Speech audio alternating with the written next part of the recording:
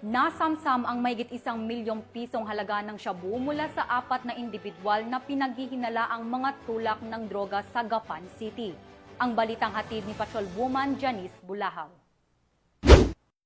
Arestado ng mga operatiba ng Gapan City Police Station Intelligence or Drug Enforcement Team at Provincial Police Drug Enforcement Unit ng Nueva Ecija Police Provincial Office ang 4 na hinihinalang tulak ng ilegal na droga sa isinagawang bypass operation sa Barangay Pambuan, Gapan City. Kinilala ang mga suspect sa kanilang mga alias na sina Arthur, 46, residente ng Quezon City, Tagle at Badong, kapwa 58 anyos, mga driver mula Barangay Bulak at amang 51 mekaniko mula Barangay Pambuan, Gapan City. Nasamsam mula sa kanila ang tinatayang 177 gramo ng hinihinalang shabu na may standard drug price na 1,203,600 pesos, isang caliber 9mm pistol na may 4 na bala, isang 12-gauge shotgun na may 3 bala at isang Mitsubishi Bi-Ridge sedan. Kasong paglabag sa Republic Act 9165 o Comprehensive Dangerous Drugs Act of 2002 at Republic Act 10591 o Comprehensive Firearms and Ammunition Regulation Act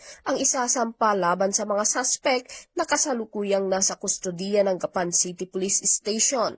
Ayon kay Police Colonel Harold Dagwit L. Bruno, Provincial Director ng Nueva Ecija Police Provincial Office, mananatiling determinado ang kanilang puwersa sa pinaigting na kampanya kontra ilegal na droga, alinsunod sa direktiba ni Police Brigadier General Ponce Rogelio I. Peñones Jr., Regional Director ng Police Regional Office 3. Mula dito sa Central Luzon, ako ang inyong PNN Correspondent, Patrolwoman Janice Bulahaw, alagad ng batas, tagataguyod ng Balitang Pulis.